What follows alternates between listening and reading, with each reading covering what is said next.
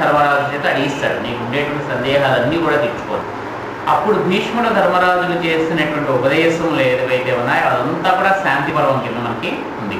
అంటే భారతంలో చాలా పెద్ద పర్వాల్లో శాంతి పర్వం ఉంటుంది. అనేకమైనటువంటి విషయాలు చర్చించడం అనేటువంటి జరిగింది. ధర్మానికి సంబంధించి మధ్యలో కథలు చెప్పాడు, ఇవి చెప్పాడు, అది ఇలా చెప్పాడు.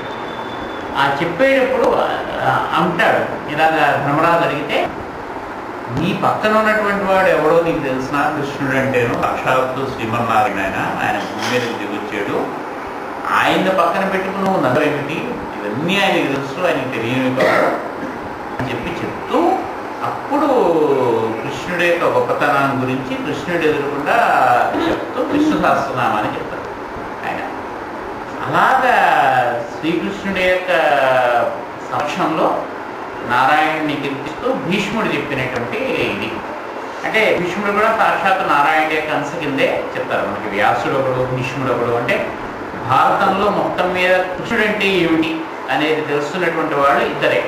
అందులో ఒకటి భారతాన్ని రాసినటువంటి వాడు, వెనకాల ఉన్నటువంటి వాడు వ్యాసుడు. అందులో తిన్నగా పాత్ర కాదు, ఆ వ్యాసుడికి ఒకటికి తెలుసు సమస్తము, భీష్ముడికి తెలుసు. వీళ్ళిద్దరికీ తప్పిస్తే కృష్ణుడు అంటే ఏమిటి అనేటువంటిది ఇంకా అప్పటి నుంచి ఇప్పటి వరకు ఎవరికి కూడా అంతు తెలియదు. అంత మహానుభావుడైనటువంటి ఆయన. అందుకని ఆ కృష్ణుడి నుంచి ఆయన చెప్పినటువంటి ఆ విష్ణు సహస్రనామం అనేటువంటి అప్పటి నుంచి ఇప్పటి వరకు కూడా మనకి చాలా ప్రసిద్ధి మాత్రమే కాకుండా మంత్రయుక్తమైనటువంటిది. మనకి మాస్టర్ గారు లలితా సహస్రం ఒకటి, విష్ణు సహస్రం ఒకటి, రెండు కూడా నిత్యపారాయణం కోసం ఇచ్చారు. అంటే అమ్మవారి స్తోత్రాల్లో చాలా ఉత్తమమైనటువంటిది లలితా సహస్రం. ఎందుకంటే అది కూడా అమ్మవారి ఇరుకుండా వసిన్యాది వాగ్దేవత, వాక్కుకి ఎవరైతే అధికారిణలో ఆ దేవతలు స్వయంగా అమ్మవారి ఎదురుకుండా చెప్పారు. ఆవిడ చెప్పమంటే ఆవిడ యొక్క అనుమతితోటి ఆవిడ గురించి చెప్పడం అనేది ఆవిడ సమక్షంలో జరిగింది.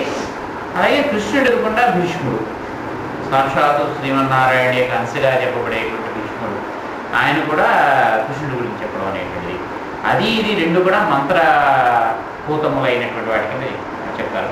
అంటే వీటిలో ఒక్కొక్క నామము ఒక్కొక్క మంత్రం కింద.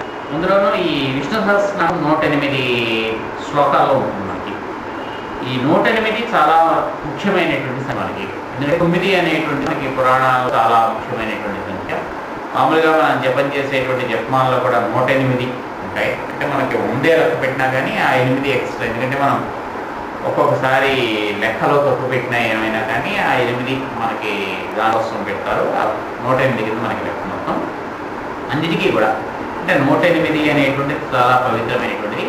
ఆ 108 కూడా ఒక్కొక్కటి ఒక్కొక్క మొత్తం కలిపి ఒక మంత్రం కింద సంపుటం చేస్తారు.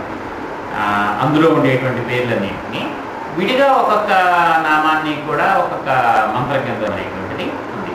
అంటే దాంట్లో ఉండేటువంటి బీజాన్ని, కీలకాన్ని, వీటన్నిటినీ మనకి ముందు చెప్తారు. అలాగే చెప్పుకుంటూ చదువుకున్నా సరే, అంటే ముందు ఉండేటువంటి ప్రార్థన వాటితో అవేవి కాకుండా మనం చదువుకున్నా సరే విష్ణు సహస్రనామం అనేటువంటి చాలా ఉత్తమమైనటువంటి పవిత్రమైనటువంటి. అందులో ఈ భీష్మాకేదశి పర్వదినంలో మనం కనీసం దాన్ని ఒక క్యాసెట్ సీడీలో వేసుకుని విన్నా కానీ, మనం చదువుకున్నా కానీ చాలా మంచిది. రేపు ఉదయం 8 గంటల వరకు, 8:30 వరకు కూడా ఏకాదశి ఘడియలు ఉంటాయి కాబట్టి మనకి ఈ రోజంతా కూడా మనకి చాలా పవిత్రంగా లెక్క. ఈ భీష్ముడికి మొన్నటి నుంచి భీష్మాష్టమి అని చెప్పి అప్పటి నుంచి మనకి భీష్మ ఈ నవమి, ఈ దశమి ఏకాదశులు ఇవన్నీ కూడా ఆ రోజున తర్పణాలు ఇస్తారు. అందరికీ కూడా పెద్దవాళ్ళందరికీ కూడా పితృదేవతలకి వీళ్ళందరికీ కూడా భీష్మ తర్పణం అని చెప్పి మామూలుగా కూడా ఈ తర్పణాలు అవి ఇచ్చేటప్పుడు పెద్దలు ఎవరికైతే ఉంటారో వాళ్ళందరి తరఫున కూడా భీష్ముడి తర్పణం ఇస్తే అది వాళ్ళందరికీ కూడా చెందుతుంది కదా మనకి లెక్క. ఎందుకంటే స్వార్థం అనేటువంటిది ఏమీ లేకుండా కేవలము ఆ రాజ్యం కోసం మాత్రమే, అంటే తన కుటుంబం కోసం మాత్రమే అలా ఉండిపోయి ఆయన సింహాసనానికి విధేయతను ప్రకటిస్తూ ఉండిపోవడం అనేది, అంటే ధర్మానికి విరోధి పక్షం ఉండడం అనేటువంటిది ఆయన ఒక కర్తవ్యం కింద ఉండిపోయాడు. అది ధర్మం కాదు, వాళ్ళు చేస్తున్నటువంటిది తప్పు, ధర్మం పాండవుల వైపు ఉంది అని చెప్పి తెలిసినప్పటికీ కూడా తల్లికి ఇచ్చినటువంటి మాటగా రాజ్యం అనేటువంటిది నిలపడం అనేటువంటి ధర్మం కొద్దీ ఆ రాజ్యం మీద ఆ వారసుడు ఎవరున్నా సరే అతను తక్కువ వాడైనా సరే దానికి మరి అడ్డు పెట్టుకుండిపోవడం అనేటువంటిది అదొక ధర్మం కింద ఆయన చేసేయడం. అది పొరపాటు అనేటువంటిది తెలిసినప్పుడు కూడా ఎప్పటికైనా సరే వాడికి బుద్ధి వస్తుందేమో అనేటువంటి ఉద్దేశంతో అందుకనే వాళ్ళ తరఫున యుద్ధం కూడా ఆయన వేసాడు. అంటే ఆ యుద్ధంలో కూడా ఎన్నాటికి ఆయన మరణించడానికి, అంటే ఆయన మరణం అనేటువంటిది లేదు, ఆయన్ని ఆపగలిగినటువంటి వాడు కూడా ఎవరు లేడు. అప్పుడు మళ్ళీ దిగి కృష్ణుడు అయితే అప్పుడు ధర్మరాజు వాళ్ళు వచ్చి ఎన్నాళ్ళు సాగుతుంది మరి ఇలా యుద్ధము, మరి తాత నువ్వే చెప్పాలి నీ మరణం ఏమిటి అంటే, అప్పుడు ఎవరైతే స్త్రీగా పుట్టి పురుషుడిగా మారుతాడో అలాంటి వాళ్ళని నేను వాళ్ళతో యుద్ధం చేయను అని చెప్పి అప్పుడు అంటే అప్పుడు శిఖండి తోటి శిఖండిని ఎదురుగా పెట్టుకుని అర్జునుడి యుద్ధం చేయడం అవన్నీ కూడా జరుగుతాయి. అంచేత అంత పవిత్రమైనటువంటి కాబట్టి భీష్ముడు కృష్ణుడికి సర్వము తెలిసినటువంటి వాడు కాబట్టి ఈరోజు ఆయన గురించి మనం ఒకసారి స్మరించుకుని మామూలుగా మళ్ళీ కృష్ణుడు చెప్పినటువంటి దాని గురించి మనం చెప్పుకుందాం. స్థితప్రజ్ఞుడు అంటే ఎవరు అని అర్జునుడు అడిగినటువంటి ప్రశ్నకైనా సమాధానము చెప్తున్నాడు. చెప్తూ యః సర్వత్ర అన్యస్నేహ తత్తత్ ప్రాప్య శుభాశుభం నాభినందన ద్వేష్టి తస్య ప్రజ్ఞ ప్రతిష్ఠిత. ఎవరి ప్రజ్ఞ యుక్తంగా ఉంటుంది అని అంటే చెప్తున్నాడు, మంచి కానీ చెడు కానీ, శుభ అశుభం, మంచి కానీ శుభమైనా సరే అశుభమైనా సరే ప్రాప్య పొందిన తర్వాత సర్వత్రా అనభిస్నేహ అంటే దాంతో సంబంధం లేకుండా ఉంటాడు. మనకి మంచి కలుగుతున్నటువంటి వాటి పట్ల ఇంతకుముందు నుంచి అదే చెప్తున్నాడు. స్థితప్రజ్ఞుడు అంటే ప్రజ్ఞస్థితముగా కలిగినటువంటి వాడు. దేని పట్ల కూడా మనకి వచ్చినటువంటిది ఇది అని అనుకోవడమే తప్పిస్తే మనకి మంచి జరిగింది కాబట్టి పట్ల కొంత ఎక్కువ ఇష్టం కలిగి ఉండడం, చెడు జరిగింది కాబట్టి నాకు దూరంగా ఉండడం అనేటువంటిది కాదు. మంచిదైనా చెడుదైనా సరే అవసరం వస్తే అపచేయడం లేకపోతే మానడం అనేటువంటిది తప్పిస్తే వేరే ఏ రకంగానూ దాని పట్ల స్నేహభావం అనేటువంటిది కానీ ఇష్టం అనేటువంటిది కానీ కలిగి ఉండడం అనేటువంటిది కాదు. ఆ పని చేయడం అంటే మాస్టర్ గారు వాడు కూడా చెప్తారు, అంటే ఏ మనిషితో మనం ప్రవర్తిస్తున్నా ఎవరితో చేస్తున్నా సరే ఆ క్షణంలో ఆ మనిషికి తనకి మధ్యలో కొత్తగా ఒక బంధం ఏర్పడుతున్నట్టుగానే ఇంతకుముందు వాడు ఏం చేశాడు అనేటువంటిది అనవసరం.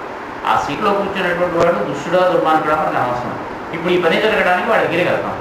ఇంతకుముందు వాడు మనకి పని చేసి పెట్టి ఉండొచ్చు, చేసి పెట్టి ఉండకపోవచ్చు, దానికి దీనికి కూడా సంబంధం లేదు. మళ్ళీ ఇప్పుడు ఈ పని వచ్చింది కాబట్టి వాడి ఇంతకు చేయలేదండి, వాడు మనకి ఆ పని చేయడు, చేయకపోయినా ఇప్పుడు అక్కడ ఉన్నాడు కాబట్టి మనం వెళ్ళడం అడగడం అనేటువంటి బాధ్యత. చేస్తాడా చేస్తాడు, లేకపోతే లేదు.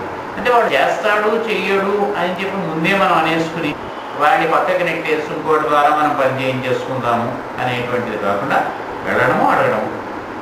చేసాడా సరే, లేదు అప్పుడే మనం రెండో విషయం గురించి ఆలోచించుకోవడం. అంచేత మనకి జరిగేటువంటి శుభం కానీ అశుభము కానీ వాటి వల్ల ఆ కలిగినటువంటిది ఎవరు కారణము, లేకపోతే ఏ పని వల్ల మనకి జరిగిందో దాని పట్ల ఇష్టం కానీ అనిష్టాన్ని కానీ ప్రజ్ఞుడైనటువంటి వాడు వాడు ఎప్పుడూ ఒకలాగే ఉంటాడు. మరి జరిగినటువంటిది ఏది అనేటువంటి లెక్క. అలాగే నాభినందంతి నద్వేష్టి, ఎవరిని అభినందించడు, ఎవరిని ద్వేషించడు.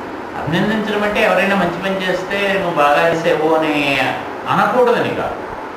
అంటే వీడు బాగా చేస్తున్నాడు కాబట్టి వీడు మనం ఈ పనులన్నీ అప్పగించాలి అనేటువంటిది కాదు. ఆ పని వాడు చేసినంతకాలం వాడు మెచ్చుకుంటాడు, ఇస్తాడు. ఎప్పుడైనా చేయలేకపోతే పక్కన తప్పించేస్తారు అంతే. ఇంకా అందులో దాంట్లో మొహమాటమే లేదు. ఇంతకుముందు వాడు బాగా చేశాడు కాబట్టి అయినా సరే ఇప్పుడే ఆ పని మనం వాడికి అప్పగించాలి అనేటువంటిది లేదు. అలాగే ఇంతకుముందు ఎప్పుడో ఆ పనిలో వాడు పొరపాటు చేశాడు కాబట్టి వాడిని పక్కకి తప్పించేయాలి, ఇప్పుడు మళ్ళీ వాడికి అవకాశం ఇవ్వకూడదు అనేటువంటిది కూడా లేదు. అంటే ఎవరి పట్ల వాళ్ళకి అభినందనీయమైనటువంటి భావం ఉండదు, ద్వేషం ఉండదు. ఆ పని చెయ్యడానికి అర్హత కనుక వాడుకుంటే, చెయ్యగలిగినటువంటి సత్తా కనుకుంటే ఆ పని చేయించుకోవడం అంటే లేదు అంటే పక్కకు పెట్టాడు. వాడు ఎంత ప్రియమైనటువంటి వాడైనా సరే, మనకి ఆప్తుడైనా సరే వాడికి నీకు ఆవరించుకోవడం. ఎందుకంటే పని జరగడం అనేటువంటిది ఎవరి వల్ల జరుగుతుంది, సులభంగా జరుగుతుంది, చక్కగా జరుగుతుంది, 10 మందికి ప్రయోజనకరంగా జరుగుతుంది. అదొక్కటే లెక్క. చేసేటువంటి వాడు ఎవడు అనేటువంటిది కాదు. నిర్దాక్షిణ్యంగా నిర్దయగా అవసరం వస్తే మనవాడైనా సరే నువ్వు పక్కన కూర్చో, పనికొచ్చేటువంటి వాడికి పగవాడైనా సరే నువ్వు పని చేసి పెట్టు